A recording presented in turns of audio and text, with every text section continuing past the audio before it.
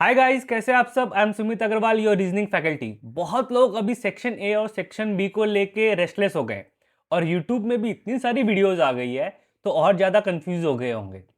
मैं आपके लिए एक प्रैक्टिकल अप्रोच लाया हूँ। एक प्रैक्टिकली हम लोग एक मॉक लेंगे और मैं आपको बताऊंगा कि अटेम्प्ट की स्ट्रैटेजी होनी क्या चाहिए।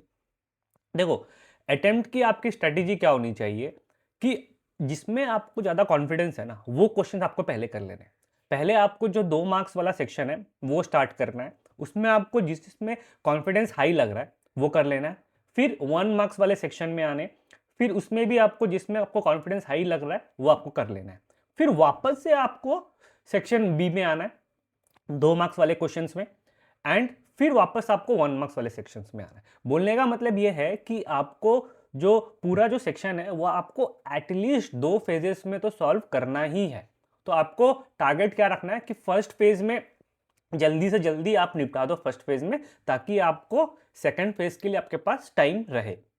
ठीक है, ऐसा नहीं कि आप एक ही बार में पेपर सॉल्व कर रहे हो, क्योंकि दिक्कत क्या आती है ना, एक बार में अगर पेपर सॉल्व करने जाओगे विदाउट 2 फेजेस, ठीक है, या 3 फेजेस, तो उसमें सबसे ज्यादा हर्ट आपको क्या कर सकता है कि अगर कोई बहुत इजी क्वेश्चन हो, ठीक है, और वो आपसे मिस हो गया, वो आप अटेम्प्ट ही नहीं किए, तो उससे ज्यादा हर्टफुल कुछ हो नहीं सकता है।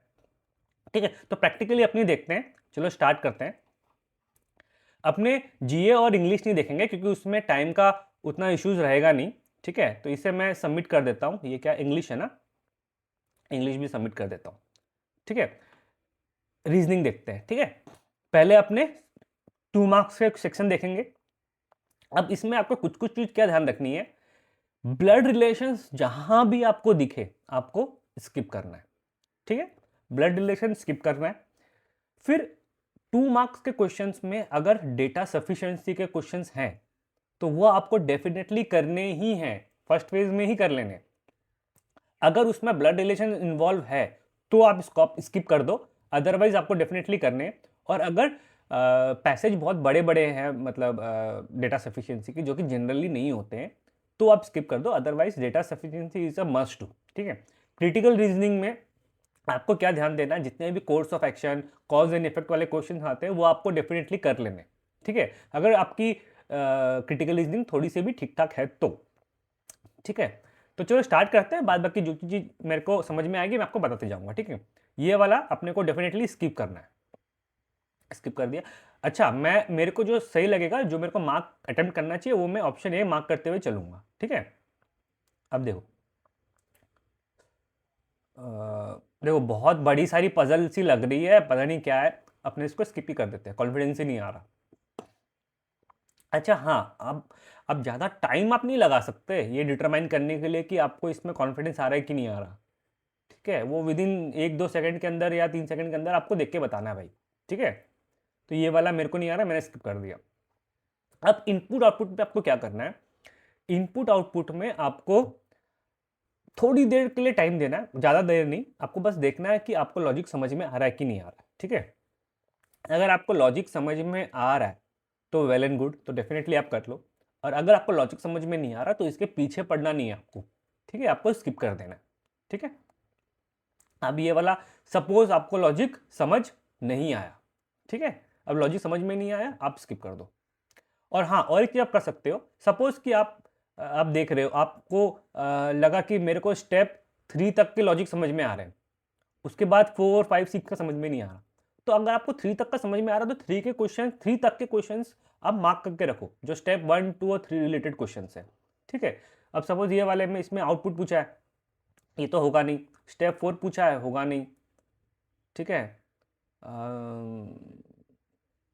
इन सेकेंड लास्ट स्टेप नहीं होगा। ठीक है, स्टेप 3 पूछा है तो स्टेप 3 वाला क्वेश्चन आपसे हो जाएगा। तो एक क्वेश्चन किया आपने, स्किप कर दिया, कोई दिक्कत नहीं है। ठीक है, अब हाँ, ये वाला क्वेश्चन देखो। ये वाला क्वेश्चन मैंने आपको क्या बोला कि डेटा सफिशिएंसी के डेफिनेटली करने ही हैं, यही है आपके बोनस क्वेश्चंस। ठीक है, ये कर लिया आपने। अब ये क्या बोला, स्क्वायर टेबल है, 1% seeded corner, some phase in side, business trip.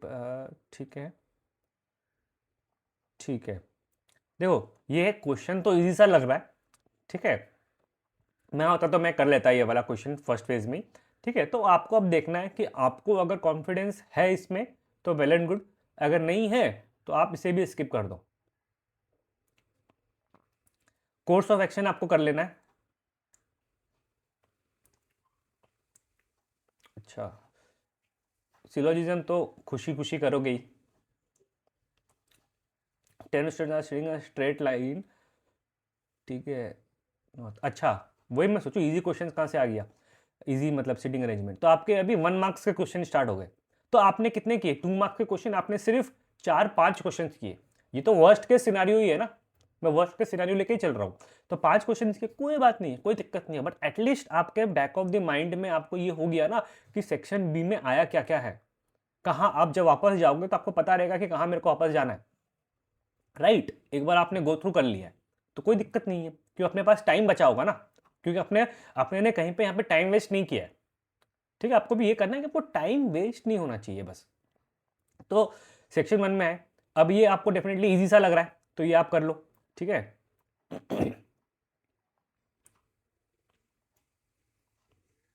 ये आपने कर लिया। ठीक है, ये तो खैर इजी है ही, ये आप करोगे ही खुशी खुशी, ये आपने कर लिया। इन अ सर्टन कोड, अब देखो ये वाली में आप देख लो कि अगर आपको लॉजिक इंस्टेंटली समझ आ रहा है कि नहीं आ रहा है। अगर समझ आ रहा है तो ठीक है, नहीं आ रहा है तो बहुत देर इसमें टाइम वेस्ट करना नहीं है आपको। ठीक है, सपोज नहीं आ रहा लॉजिक, स्किप करो, कॉज एंड इफेक्ट कर लेना है आपको। ये क्या है, देखो ये पैसेज भी बड़ा सारा है और ऊपर से 1 मार्क का क्वेश्चन है, ये अपने हटा देते हैं, स्किप कर देते हैं। ये देखो, अब ये क्या है कि ये थोड़ा सा टाइम टेकिंग हो सकता है, बट देखो उतनी कुछ है नहीं, इतनी कोई कोडिंग वोडिंग है नहीं, सिंपल सी है, ज़्यादा इसे कम्प्लेक्स किया नहीं है। ठीक है, बस क्वेश्चंस में इसे कम्प्लेक्स किया गया है। आप एक बार देख लो कितने क्वेश्चन है इससे रिलेटेड। इससे रिलेटेड एक एक क्वेश्चन, 2 क्वेश्चन, 3 क्वेश्चन, 3 क्वेश्चन है, तो 3 क्वेश्चन है तो आप डेफिनेटली इसे कर लो। ठीक है, नहीं कर लिया। अब ये वाली आप देख लो एक बार, ये वाली इजी है या टफ है। 10 फ्रेंड्स, ठीक है, टू, देखो मेरे को तो ये देखने में इजी सी लग रही है। ठीक है, बट एक प्रॉब्लम है कि यहाँ पे वैकेंट सीट्स वगैरह का पंगा है। ठीक है, नो डाउट। तो आपको ये देख लेना है कि आपको कॉन्फिडेंस आ रहा है कि नहीं आ रहा। तो अब तक अपने ने बहुत कुछ स्किप किया था, तो डेफिनेटली कहीं ना कहीं कुछ ना कुछ करना ही पड़ेगा। ठीक है, तो सपोज आप ये वाली क्वेश्चन आप देख लो कितने क्वेश्चन है इससे रिलेटेड। देखो है 5 क्वेश्चन है, तो ये वाली आप पजल कर सकते हो। सीटिंग अरेंजमेंट आपने ये वाली कर ली।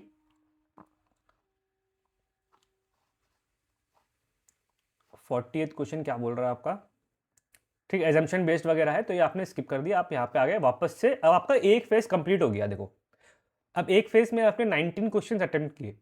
ठीक है, अगर आपके कम भी होंगे कोई बात नहीं, बट आपका टाइम बचा हुआ होना चाहिए। ऐसा नहीं कि क्वेश्चन भी आपने कम कर लिया फर्स्ट फेज में और टाइम भी पूरा यूज़ कर लिया, वो नहीं गलती करनी।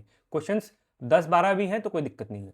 ठीक है, तो आपने फर्स्ट फेज कंप्लीट हो गया, सेकंड फेज में। अब सेकंड फेज में आपको बैक ऑफ द माइंड में आपको क्या रहेगा कि आपको पता है, क्योंकि आपने एक बार ऑलरेडी देख चुका है। ठीक है, तो आपको उतनी टाइम नहीं लगेगी जितनी आपकी पहले लग रही थी। तो आप यहाँ पे ब्लड रिलेशन आपको करने नहीं है। ठीक है, ये वाली अजीब सी लग रही है, आप हटा दो। ठीक है, इस वाले में आप थोड़ा देर और टाइम दे दो, क्या पता वापस जब आप घूम के आए तो आपको 4th 5th 6th का स्टेप समझ में आ गया। क्योंकि होता क्या है कि अब जब वापस से घूम के आते हो ना, ये सब जो क्वेश्चंस होते हैं इनपुट आउटपुट के, जो लॉजिक बेस्ड क्वेश्चंस होते हैं, वो क्लिक कर जाते हैं। ठीक है, तो सपोज आपको क्लिक नहीं किया वापस से तो भी कोई बात नहीं, आप स्किप कर दो। ठीक है, अब ये वाली जो क्वेश्चन है, ये वाली क्वेश्चन मेरे को इजी सी लग रही है। ठीक है, और ऊपर से इसके साथ आपके 4 क्वेश्चन है। 4 क्वेश्चन मतलब हो गए 8 मार्क्स। ठीक है, और अगर आपके पास टाइम बचा हुआ है ना, तो ये आप डेफिनेटली ट्राई कर सकते हो। ठीक है, लेकिन अगर आपके पास टाइम कम है, आपके पास लग रहा है कि यार ये अगर बाई चांस में, क्योंकि उस टाइम में ना आप जब एक्चुअल एग्जाम में बैठ रहे होंगे उस टाइम आपको बहुत डायनामिक डिसीजंस लेने होंगे, आपको बहुत इलास्टिक होना पड़ेगा, आपको सिचुएशन के हिसाब से अपने आप को मोल्ड करना पड़ेगा। ठीक है, तो ये डिपेंड क्या करेगा कि अब आप ये वाली जो है, अब इसमें आपको ऐसा नहीं होना चाहिए। आपका पेपर मान लो पहले आपने जो क्वेश्चन अटेम्प्ट किए हैं, ठीक है, वो आपका पेपर उतना अच्छा नहीं गया, आपको लग रहा है कि और भी क्वेश्चंस हैं मैंने इजी छोड़ के रखे हैं, ठीक है, तो आप डेफिनेटली इसे अटेम्प्ट नहीं करोगे। अदरवाइज आप ये क्वेश्चन अटेम्प्ट कर सकते हो, ठीक है। तो सपोज अपने ने ये कर लिया, ठीक है, क्योंकि इसका रिवॉर्ड बहुत अच्छा है ना, आपको डायरेक्ट 8 मार्क्स मिल रहे हैं इस पे, ठीक है। अब ये वाली आप देख लो, सपोज आपको समझ में आई तो ठीक है, नहीं आई तो ठीक है।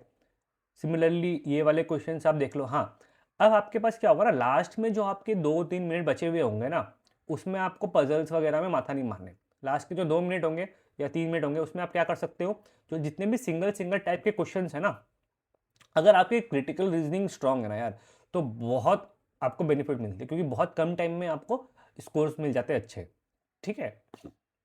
तो अगर आपकी क्रिटिकल रीजनिंग ठीक है, तो इस टाइप के क्वेश्चन आप लास्ट लास्ट मिनट में कर सकते हो, और नहीं तो आपके जो सिंगल बेस्ड क्वेश्चन होते हैं वो सब आप कर लो, ठीक है। तो यही है स्ट्रैटेजी, और सेम स्ट्रैटेजी आपको फॉलो करनी है क्वांट्स पे भी, ठीक है। आपको मेक श्योर करना है कि आप एटलीस्ट 2 फेजेस में पेपर अटेम्प्ट करो। फर्स्ट फेज में आप वो करो जिसमें आपको बहुत ज़्यादा कॉन्फिडेंस है, उसके आपको लगता है कि मैं बहुत कम टाइम में कर लूँगा, ठीक है।